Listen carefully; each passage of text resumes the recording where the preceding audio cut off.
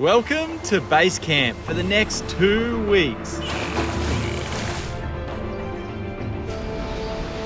So we've woken up this morning to absolute perfection. Yeah, it's an incredible day. We're going to explore some of these neighboring volcanic islands to check out the local village life, and of course we've got to catch something, don't we, mate? And at some stage we need to get a feed to bring back to this island where there's probably about 20 of us. So hopefully we can get some fish too. A big feed. Yeah, serious feed. Let's get into it, mate. All aboard. Yeah, boys. Morning, Dave. We get some fish today? Good morning. Good, bro. I like the non-skid you've put on, bro. Yeah, mate.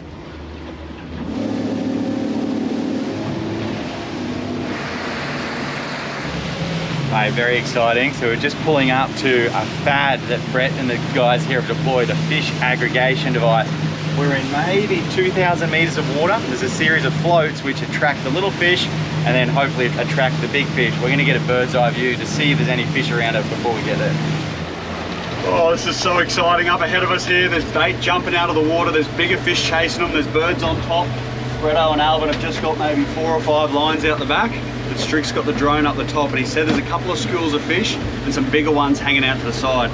What do they look like, mate? 2 big mahi-mahi. I've never seen them on the drone before. That's it. That's incredible. One's got like bright yellow coloration. And they're definitely feeding. Oh, we've hooked something. If you're not up to date with this series, this is our mate Bretto, who we're visiting here on Quikea Island in Vanuatu. There's a link below if you want to check out more about Quikea, and there's a playlist on the screen now that will allow you to watch this entire series in order. Oh, this one had a hit. We've got a hot line. That was him. Oh, it's a mahi-mahi. Straight past the FAD. A beautiful, bright yellow and green mahi-mahi. I wonder if that's the one we saw on the drone. They've got to be the most beautiful fish in the ocean. Hopefully we can get closer and get a look at him. Maybe we can get it for lunch, or more than a look. Yeah, a look and a taste. Yeah. Right next to that FAD, Bretto. Yeah, right on, eh? Yeah. Oh man, it's a nice fish. Really nice fish, eh? He is Beautiful beautiful. stuff under the boat. I don't know what. But About at this point, they generally start playing up like a second-hand lawnmower, so we could get a bit of a jump out of him, I reckon. Maybe. That's a good fish. Well done, Bretto. Whoa, perfect gaff You shot. don't miss, mate. Mate, look at the colours. Wow. Alright. Good fish. Look at the colours on that fish, incredibly beautiful. And generally they school up, so we might throw a mask on and jump in and see if we can get a closer look at the rest of the school. That FAD works, Bretto. Well done, mate. yeah, mate. Good stuff.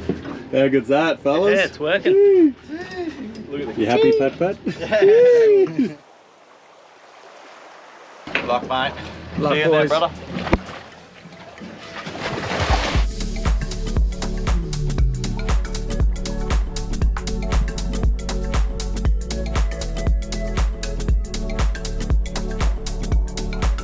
School of smaller mahi are just doing the rounds. We'll throw this and see if we can track them in.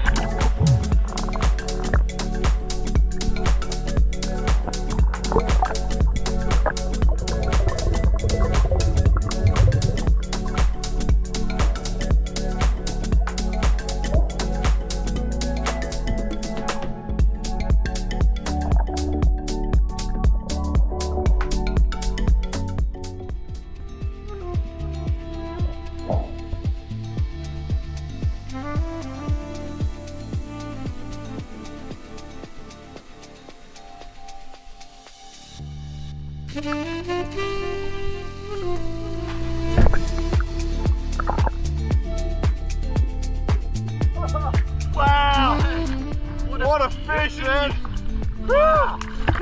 He's a big bull mahi. That's the one we're after. That's the one we saw on the drone. Look at that, bro. What an incredible fish!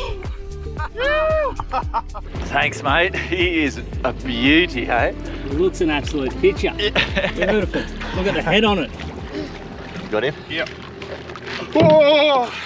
What an incredible fish, hey? I first thought we might have missed our chance when that school of smaller ones came in. They were really curious to start with. They came in on and then they got shyer and shyer. Yeah. Sort of more we pointed a spear gun at them. Yeah. And then the throw flashes seemed to like they lost interest in a bit. Yeah. And we swam over towards the fad, and then there was this huge shadow under the fad. Yeah, and it was weird because its head was sort of faced up towards the float and the surface, just sort of like inspecting the fad. Yeah, inspecting the fad, or maybe feeding. And I was it was like a nature documentary. I was like, oh, I want to film it, I want to film it. But we also did dinner. But we did eat, and then I thought it might have been about to swim off, so took a shot, and this one's coming home for lunch and dinner, mate. That is such a spectacular Beauty, fish, mate. Yeah. On this small isolated island behind us, there is a tiny village that lives without much interaction or influence from the Western world. And from my understanding, they live really traditionally there. We're really keen to go ashore because one of the guys on board, Barry, his bloodline, his mother is actually from that island there, and he's never been back. So this is an incredible opportunity to go ashore and get a sneak peek into the life that they're living there. Super excited for that, but before doing so, we're gonna jump in and try and spear something. As you can see, the water is just so blue and clear, and it's a really nice gesture to bring some fish in if you go ashore on an island like this. So hopefully we can jump in and spear something. How you feeling about it all, mate? Super excited, mate. If there's ever a chance to see doggies, I get real nervous, but really excited. Let's jump in and check it out.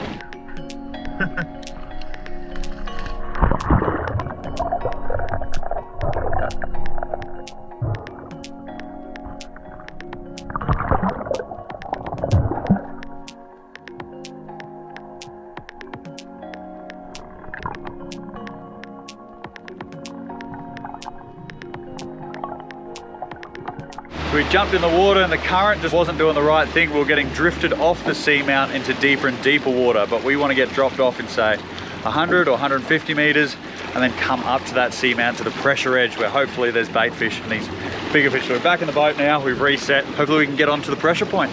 Thanks, bro. Woo.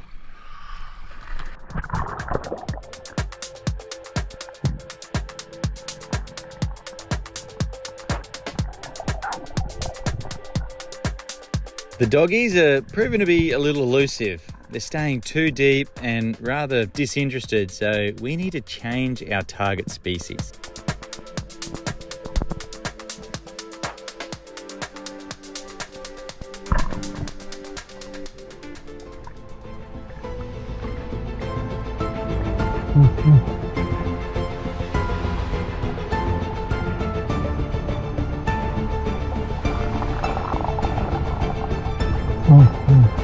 Alright man, those sharks are pretty hot.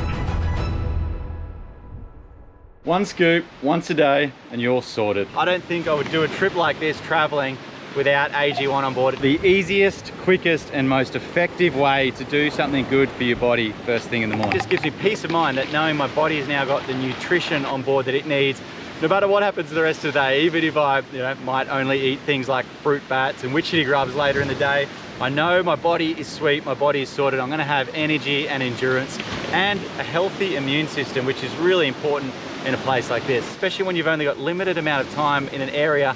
You might get one opportunity to dive a certain spot or surf a certain swell, and I just can't afford to miss that by being sick or by just lacking energy. So I've been drinking it for a number of years now, recommend it to my friends and family, but if you're still on the fence, here's what I reckon you should do. Scan the QR code on screen or click the link in description and just have a look at the list of ingredients and the benefits that these have. See if that is right for you. And guys, that will unlock a 90-day money-back guarantee. So you can make up your mind for yourself in that time. That QR code and link will also give you a free welcome kit. I really hope you try it out, and I hope you find it as useful and beneficial as we do.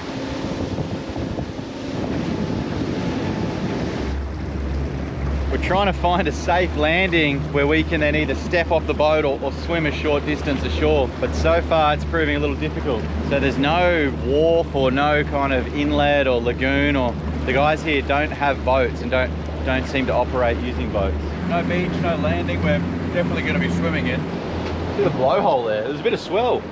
What, Bretto, where do you reckon we want to land, mate? I reckon in behind these rocks here, which will take out a lot of that swell. On the other side. So jump out here, swim through the middle of those rocks and clamber up those there. That's it, mate. And then we'll cut the line. And you want to, a bit of swell, you want to avoid that blowhole by the looks of it. Watch this. Yeah. The other kind of added challenge we've got is we're bringing the big mahi-mahi ashore to share with the guys there. Are we ready, mate? Yeah. Whatever we do, don't lose the fish. No sharks down here? Plenty, mate. Are we going behind this big one? Oh, I was going to go through there. Okay. All right. Through that channel. All right, going in. Go, go, go.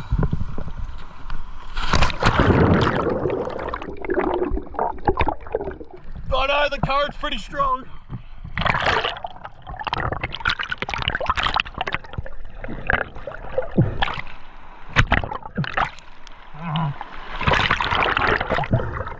I really hope they welcome us on this island. I'm gonna just surf the fish up there.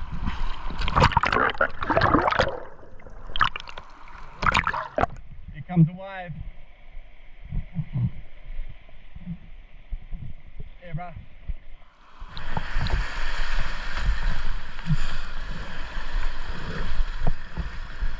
Give me a towel. Yep. We made it.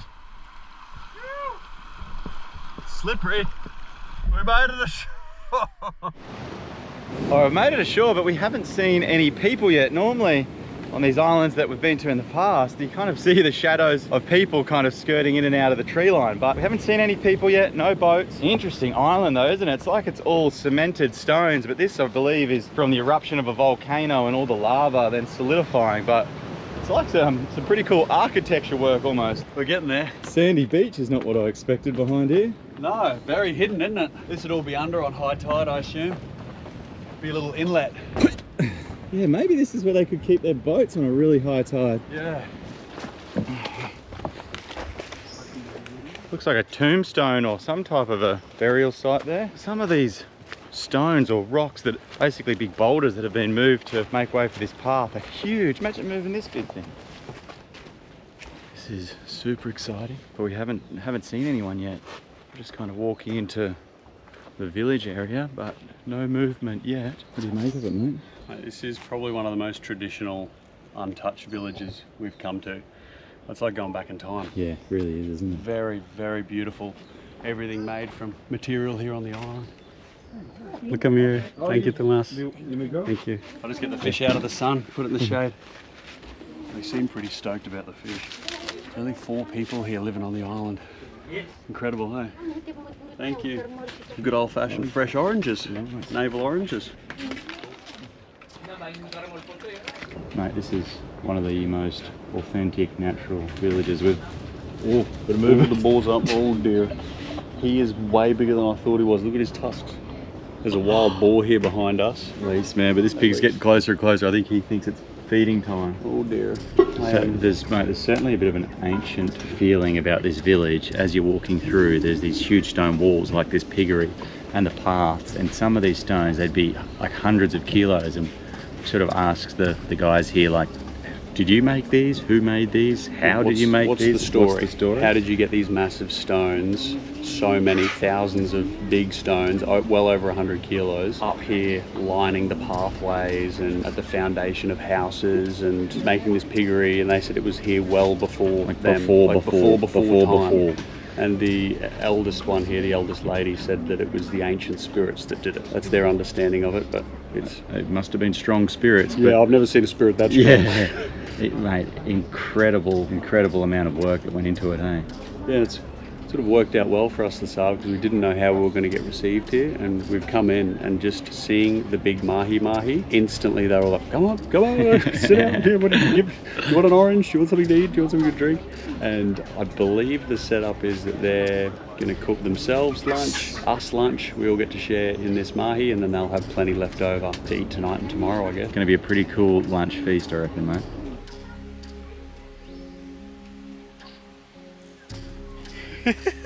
What are those baskets for? It's for the village chickens when they have baby chicks, and then at night or just late arvo they heap them up in here so they're safe from the wild cats and hang them up overnight. So there's wild cats all over the island. Yep. So the chicken's quite prized. We don't want them getting munched on by cats. Is this one for fishing off the rocks? Fishing at night. Oh, okay, so the big bamboo one is for night fishing. And this blow fishing like day? Okay. It's the new Shimano Beach Hibiscus 5000, this one. This is the fishing rod they use just off the rocks. And you can see it's only a little hook. And for a weight, they're using a crimp looking thing. That's what would catch their fish off the rocks. They use this lighter one during the daytime and a heavier bamboo one at night time when the big fish are biting through them. This must be the copra in here, mate. The guys were saying that their main source of income here is copra, the dried out coconut shells. And they've got it loaded full of here, but unfortunately they were saying only a month ago they had 2.5 tons. Yeah, 300 bags, which is 2.5 ton of copra, which would be their yearly income, waiting for a ship to come pick it up. But you saw how treacherous it was trying to get in and out, and the ship never came, and that copra went bad and they lost a year's income. So out here it's a precious cargo, which we're hoping a ship will come soon for them. The copra, precious commodity out here. Let's have a little bit more of a walk around and see what else we can find. It's like a Garden of Eden, isn't it? Have a look at these. That might be the biggest hibiscus I've ever seen. There's coconuts, there's all sorts of fruits, lots of oranges, lots of those nuts, which they call the navel here, which we ate in a previous episode. Of course, everyone that lives on the island is fully self-sustained from the gardens, the island itself. They hunt fruit bats and also fish from around the island, all out of a dugout canoe. The guys don't have a boat here, so any fish they catch comes from the rocks or one of those small dugout canoes. Banana forest. Banana. All right, we've been walking for like 20 minutes now, I reckon a couple of kilometers, and there is just stones upon stones upon stones which form these walkways. Holy moly, there's an incredible amount of work, and I'd love to know, you know, the story. It seems like back in the day, way back, there was huge amounts of people living here, but for whatever reason they've moved on. But it's almost like there was an ancient civilization here. Look at this. It would take so much manpower to do this. Super interesting, eh, mate? Yeah, the fellas are like, yeah, we'll just go for a short walk. We've been walking for half an hour in the direction away from lunch, but it's just very interesting. It's cool. Wild yam, staple root vegetable. There's a hell of a lot of it.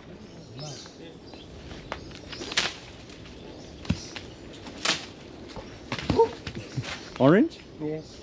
Thank you.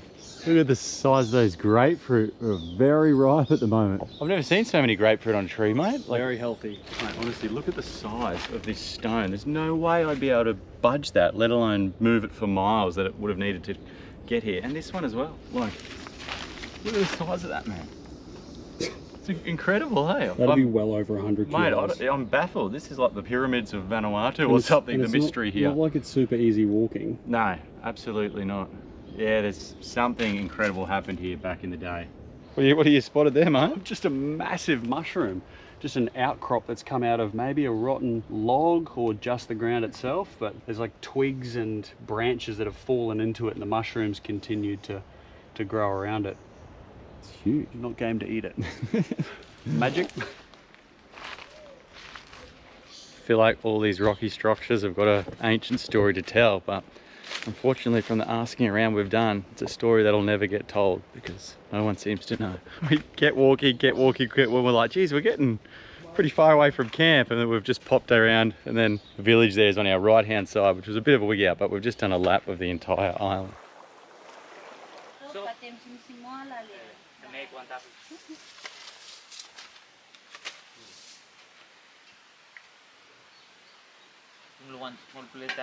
Lunch is served. Plantain banana and boiled mahi-mahi.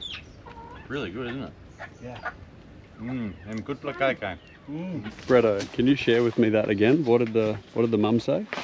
So the two older ladies here, when they first saw us on the boat, they started yapping to each other like, oh, there's white people on this boat. Quick, we got to go hide. We reckon they might eat us. So, okay. So that's why they would, you know, we saw them for 2 seconds and then they disappeared in the bush. We were pretty hungry. Oh my God, how's that? I think when you come to far-flung remote places like this, especially when it's in a different culture to yours, just being curious, asking questions, saying thank you, being kind, goes a really long way. So really happy that we stopped off here, and even happier that we were able to give them a fish for lunch and dinner. Coming back out to the edge of the water now. Hopefully Barry and Pat are all good on the boat. Wrapped up in banana leaf here is mahi-mahi and banana, which is going to Barry and Pat. This is the takeaway. Uber Eats, mate. Yeah, Uber Eats. God, she's fit. Bretto, give him a big call out. Woo! Woo! That's all the air getting blown out as the waves and swell crashing under here. Wow. Oh, that's terrifying. Is there like a chainsaw or something on the island? Or is that the spirits? And That's the spirits that built the island. I was having experiences like that that make us really love getting back to basics in these far-flung remote villages. That was just such a cool interaction. I think they were as grateful / nervous and excited for it as we were. Look at you. Thank you, Tomas. Thank you. Thank you, brother. Nice to meet you.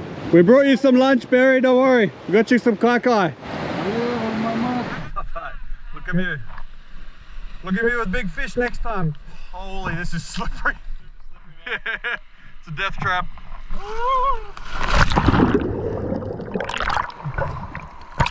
Bye bye. Look at you.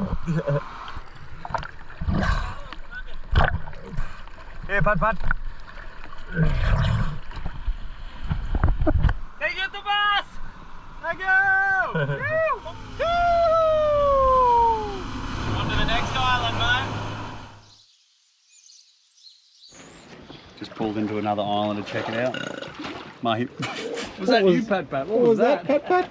Is that a burp or a fart? I don't know what that was. Don't act shy now. We heard you. What are we going to do? We're going to take this mahi up to this village here and have a look at what produce they're growing. Fucking Pat's got an issue.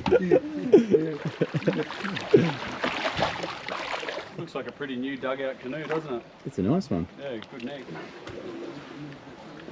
Wow, what a spot. Hey. Hello. I'll give this to you. Oh, thank you. All good.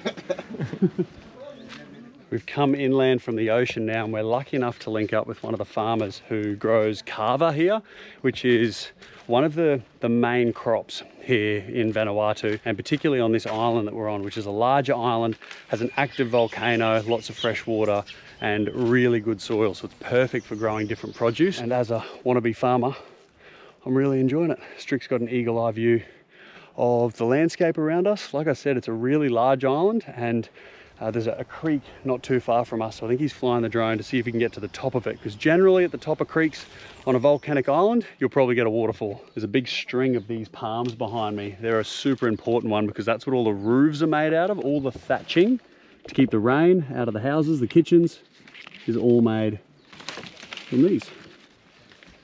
These are all pineapples all around me. Big pineapple, another big pineapple. How's it looking up in the sky, mate? Oh mate, incredible, eh? There's the most spectacular waterfall up there. There is a waterfall? Yeah, and it's the huge, like the largest drop I've seen. You're almost speechless. It's incredible, eh? This Yeah. waterfall drops, it looks like hundreds of meters. Yeah, epic. Super specky. Mate, I don't know if you know, but we're standing in a field of peanuts. These are all peanuts. I think they're growing pineapple, peanuts, and Most kava. importantly, kava. Yeah. Kava, a bit of a nudge, mate. Looks like the place where you would want to drink kava from, like Yeah. a waterfall. Just sit at the bottom Freshwater of it creek. and get high on kava. Sweet, we're gonna go see if there's some mature enough to dig up. And like Strick said, we're really keen to try it at some stage. So usually they'll get a big wood like that. Yep. And that's what they use to uproot it. Yeah, right. So no shovel. No shot. All these cuttings, all these reshoots, they're what are getting propagated and replanted in the new kava paddock. Strick's just got that drone up above the waterfall over the cloud, and it's revealed a huge inland lake and the volcano that is active and just smoking out the top. So hopefully we end up getting some pretty good visuals of the middle of this island. Almost forgot the most important. Mate, we can't forget this. How are we going to have a good night? Big strong pot. Bye-bye. Look at me, yeah? Look at me behind. Look at me and look at you. Another absolutely stunning island. Back to base camp, team.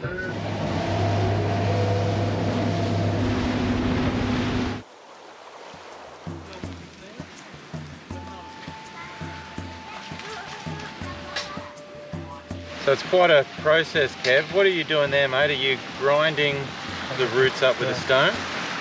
And then once it... This one. Is this the kava? The roots go with the crunch. Yes. This is the stone. That's the stone, and then are you just Just Grinding. grinding it up? The stone is the olden method of using grinding rubber.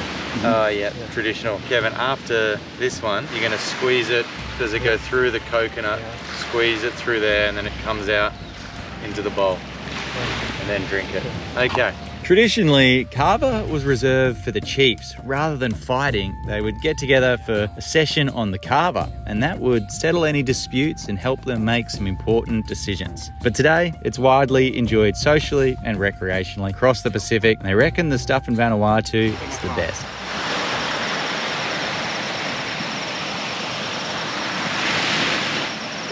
Tastes like a muddy milkshake. First initial taste, your tongue goes numb, the back of your throat goes numb. How does it feel to you? Nice? Very nice. Very nice, thank you. Thank you. My whole mouth is numb. Is numb? And that felt like an excessive amount of liquid. It was a lot. It was a lot. It was like a bowl of soup. A bowl of dirty, tingly soup. Thank you, bro. That was really good. Thank you very much. I feel very strange.